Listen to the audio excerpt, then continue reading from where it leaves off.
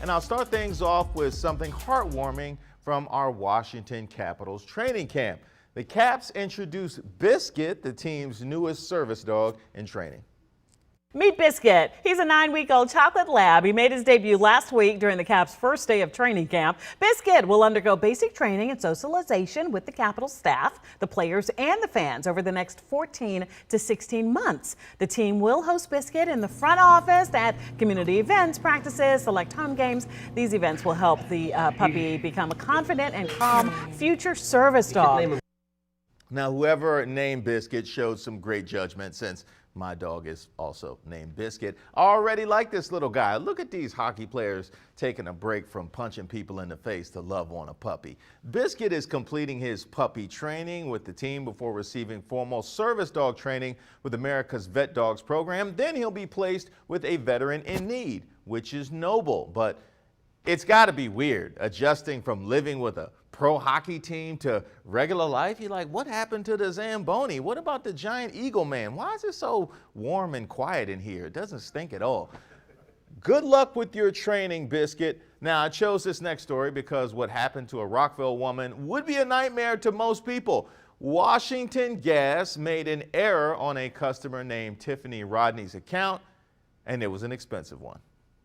Tiffany Rodney says there is no way she and her family living in this home have used the amount of gas that Washington Gas is claiming. But today's email from the utility blew her out of the water. Today, when I received the $8,000 bill, I was shocked. And then I went online to the Washington Gas consumer portal and I saw that my actual balance was over $16,000. Are you in a position to hand over $16,000 today? No, absolutely not.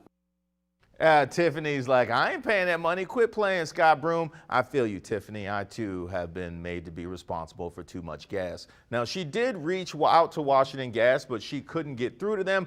I wouldn't answer the phone either if somebody overcharged, if I overcharged somebody $16,000, because you know you're getting cussed out. Now, Washington Gas spokesman Brian Edwards said that the charge was a result of a meter reading error. They plan to process a correction to Ms. Rodney's bill and apologize, the least you could do, because that meter error was charging loan shark interest. I'm glad Washington Gas is apologizing and making things right, even if it did happen after this public shaming.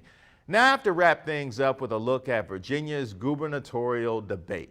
Things got testy last night between Democrat Terry McAuliffe and Republican Glenn Youngkin, but the best moment came from a third-party candidate named Princess Blanding, who wasn't invited to participate in the debate, but managed to steal the show. An audience member did disrupt the debate. Why am I not allowed on stage? The AP says that woman you hear screaming is third-party candidate Princess Blanding. Blanding was reportedly angry she was not invited to participate.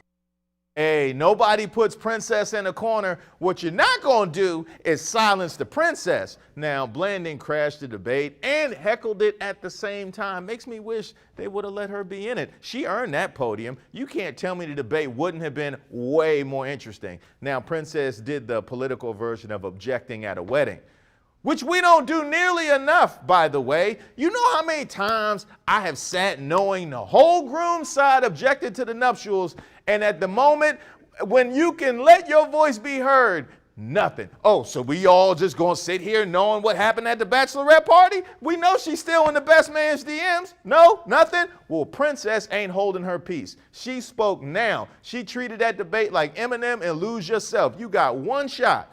In closing, if you don't want me to speak now, don't threaten me with forever holding my peace, because nobody actually holds their peace, so we might as well speak now. Normalize objection.